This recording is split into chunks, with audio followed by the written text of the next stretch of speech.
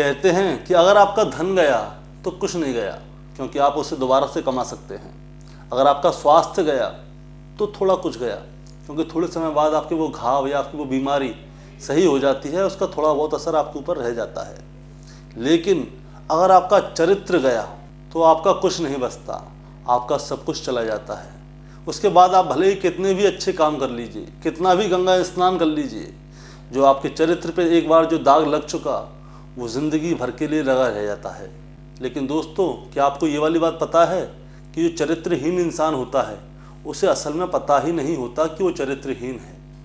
क्योंकि जब वो कोई गलत काम करता है तो वो सोचता है कि लोग उसे देख नहीं रहे, लेकिन लोग उसे देखते हैं और उनको पता भी रहता है कि ये गलत काम कर रहा है।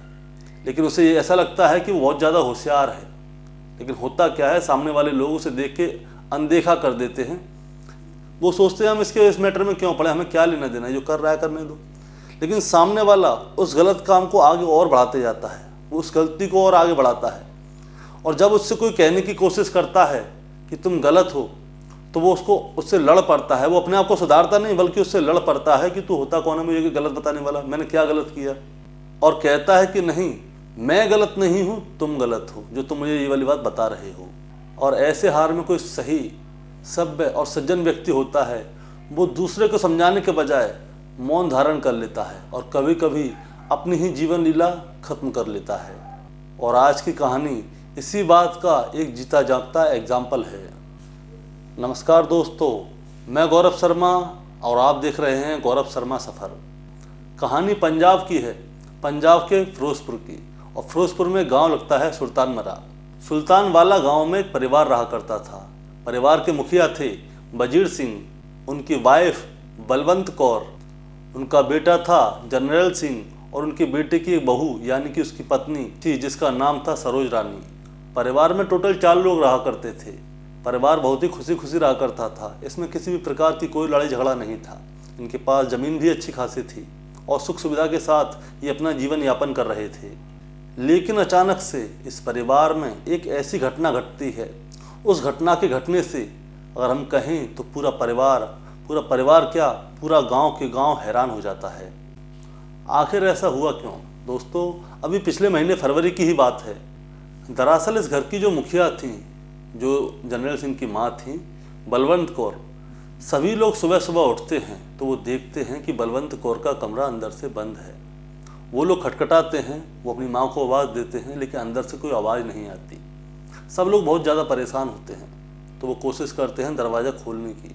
थोड़ा समय लगता है, थोड़ी जद्दोजहद के बाद वो दरवाज़ा खोल भी लेते हैं। जैसे ही वो दरवाज़ा खोलते हैं तो अंदर का नज़ारा देख के उनकी आँखें खुली की खुली रह जाती हैं। दरअसल जो बलवंत कौर हैं, उन्होंने अपने आप को ख़त्म कर लिया था फांसी लगाकर। अब एक ऐसे घर की महिला जिस घर में कोई परेशानी ही नहीं थी, जिससे किसी को टेंशन ही नहीं थी, आखिर उन्होंने ऐसा क्यों किया? उन्होंने अपनी फांसी लगा के अपने आप को ख़त्म क्यों कर लिया? बहरहाल परिवार के लोग उन्हें फांसी के फंदे से उतारते हैं, उन्हें उतार के नीचे लिटाते हैं तो उनको कोई होश नहीं होता। वो उसे उठा के हॉस्पिटल ले जाते हैं। हॉस्पिटल में जब डॉक्टर उनको चेक करता है तो बताता है कि बलवंत कौर ने अपनी जीवन लीला को फांसी लगा के ख़त्म कर लिया है। अब उनके अंदर कोई भी जान बाकी नहीं है। इतनी ही देर में किसी ने पुलिस को फ़ोन कर दिया और पुलिस भी मौके पर आ जाती है। आने के बाद में पुलिस ने मामले की जांच पड़ताल शुरू की। मामला सुसाइड का है, लेकिन बलवंत कौर ने सुसाइड क्यों की, उसने फांसी क्यों ली, ऐसी क्या वजह रही थी? पुलिस वालों ने तमाम लोगों से बात करना शुरू कर दिया। सबसे पहले घर वालों से उन्होंने बात की। उन्होंने कहा कि आप लोगों ने बलवंत कौर से कुछ कहा था, कुछ ऐसा कह दिया कि वो फांसी लगाने के लिए मजबूर हो गई, या आपके परिवार में किसी तरह का कलेश हो या लड़ाई हुई हो? घर वाले भी बोलते हैं कि हमारे परिवार में कभी किसी भी प्रकार की कोई लड़ाई नहीं होती। आप चाहें तो हमारे मोहल्ले में पड़ोसियों से पूछ के हम ये कंफर्म कर सकते हैं, हमारे परिवार में कभी कोई बात होती नहीं है।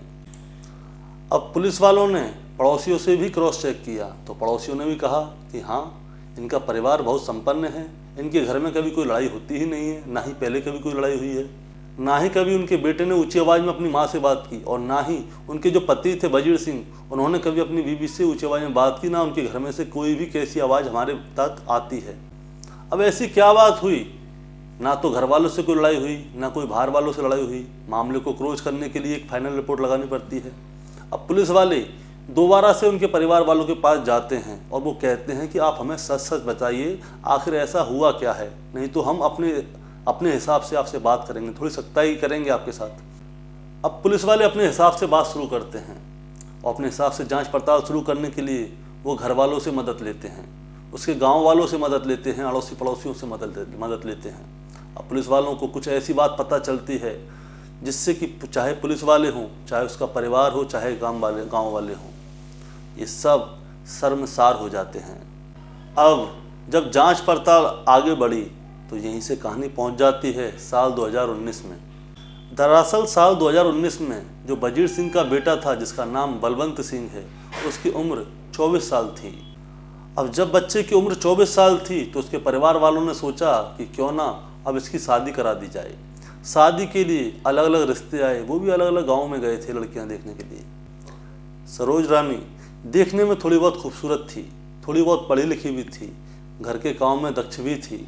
अब ये सारी बातें जब परिवार वाले लोगों ने देखा तो उन्होंने लगा कि ये रिश्ता हमारे लिए अच्छा होगा और ये बहू हमारे घर के लिए सही होगी।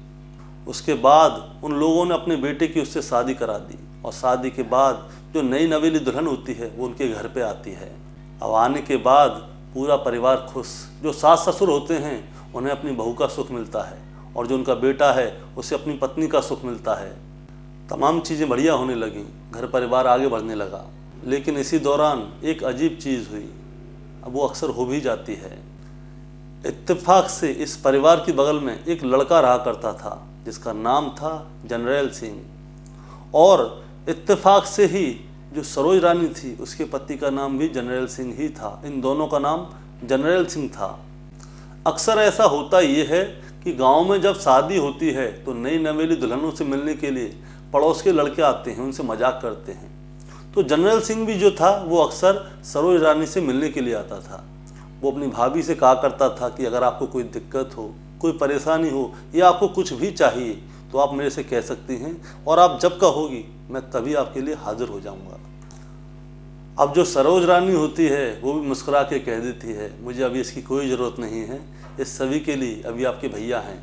लेकिन जनरल सिंह कहता है कि आप भैया का चक्कर छोड़िए, अगर आपको कैसी भी कोई भी दिक्कत हो, कुछ भी चाहिए तो वो आप मेरे से कह सकती हैं, मैं आपके लिए आधी रात हाजिर रहूँगा।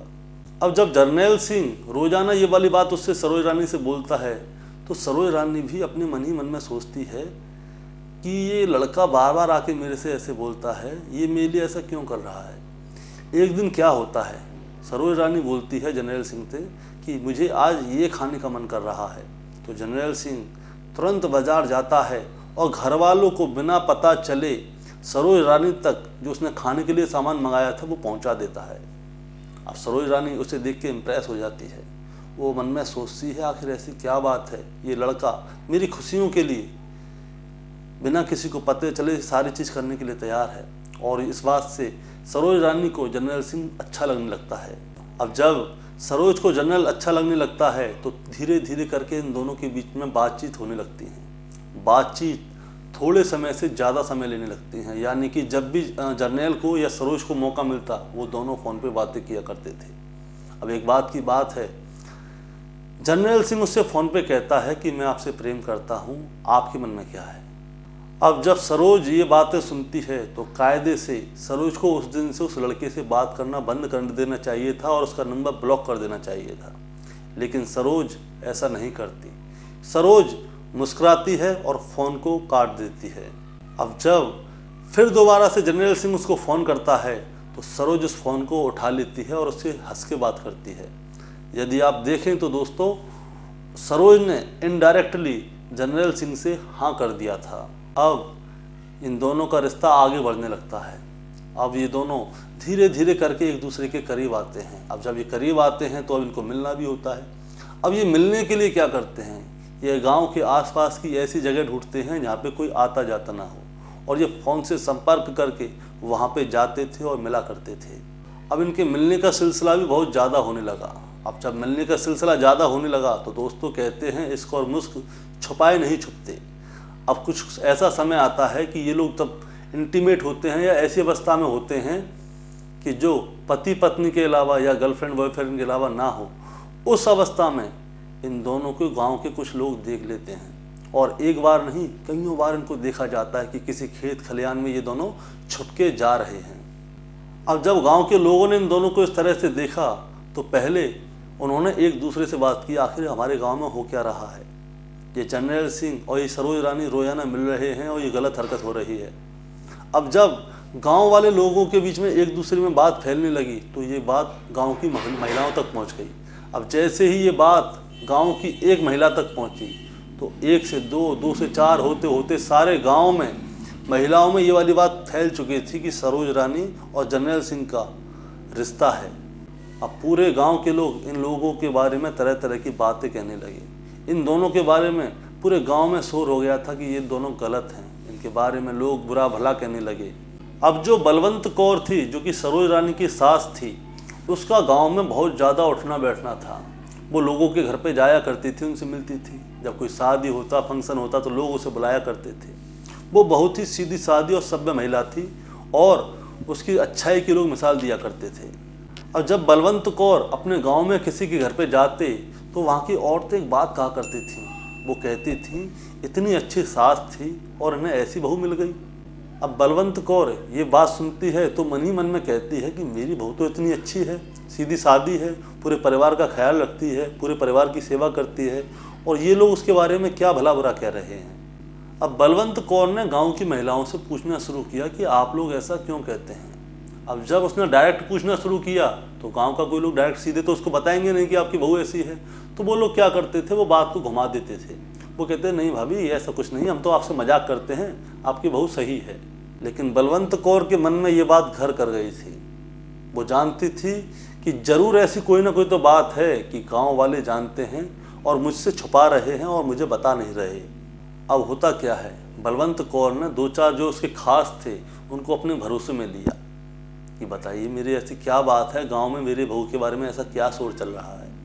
अब जो उसके खास थे वो उससे झूठ तो बोल नहीं सकते और वो उन पर विश्वास भी करती थी। तो जो उसके खास थे वो बलवंत कौर को बताते हैं कि जो आपकी बहू है उसके जर्नैल के साथ में नाजायज़ संबंध हैं।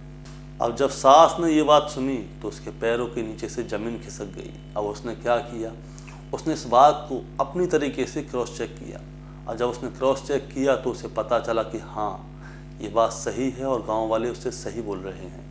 अब उसके बाद उसने अपनी बहू यानी कि सरोज रानी को बुलाया और उससे बुला के उससे कहा कि बेटा जो चीज़ तुम कर रही हो वो गलत है। अब जैसे ही बलवंत कौर ने अपनी बहू को ये बात समझाई तो सरोज रानी उससे लड़ झगड़ गई और अपनी सास की एक बात ना सुनी और ऐसे ऐसे शब्द बोल गई जिसकी कि बलवंत कौर को उम्मीद नहीं थी कि उसकी बहू उससे ऐसे बोलेगी। अब बलवंत कौर अपनी बहू को समझाती लेकिन बहू समझ ही नहीं रही। अब उसने क्या किया, अब उसके बाद उसने सरोज रानी की माँ को कॉल किया कि आपकी बेटी हमारे यहाँ पे ऐसे ऐसे कर रही है और उसके बारे में गांव में शोर हो रहा है, उसके बारे में चर्चा हो रही है, हमारा परिवार बदनाम हो रहा है, अगर आप समझा देंगी तो ज़्यादा सही रहेगा। अब हैरान करने वाली बात ये थी कि जो सरोज रानी थी उसकी माँ को ये वाली बात पहले से ही पता थी। और जब सास ने इधर से उसकी माँ को कंप्लेन की तो उसकी माँ बोलती है जो हो रहा है उसे होने दीजिए, आप इस मैटर में बीच में ना पड़ें। इसका मतलब ये है ना तो उनकी बहू उसकी सुनने के लिए तैयार थी और ना बहू की माँ सुनने के लिए तैयार थी। अब जो बलवंत कौर थी ये बात सुन के बहुत ज़्यादा परेशान हो गई। अब वो जहाँ भी गाँव में जाए तो लोग उसके बारे में तरह तरह की बातें करें, उसे इनडायरेक्टली ताना दें, वो उससे कहें कि आप अपनी बहू को नहीं देखती, आप अपनी बहू को सुधार नहीं सकती, क्या आप उससे कुछ बोल नहीं सकती।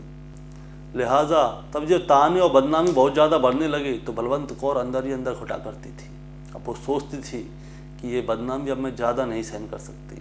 अब बलवंत कौर क्या करती हैं, शाम का समय होता है, बलवंत कौर सबके साथ जैसे बैठती उठती थी वैसे बैठती उठती हैं, अपने कमरे में जाती हैं, अकेले सोती हैं। तब वो देखती हैं कि सभी लोग सो गए, वो अपने कमरे के दरवाजे की कुंडी अंदर से लगाती हैं और चुन्नी से फांसी लगा के आत्महत्या कर लेती हैं, क्योंकि बलवंत कौर इस बदनामी की ज़िंदगी को सहन नहीं कर पा रही थी। इस वजह से वो आत्महत्या कर लेती हैं। अब जब पुलिस वालों ने ये सारी कहानी सुनी तो उन्होंने सरोज रानी, उसकी माँ और जर्नैल इन तीनों को गिरफ्तार कर लिया और इन तीनों के खिलाफ मुकदमा पेश कर दिया सुसाइड के बारे में उकसाने के लिए।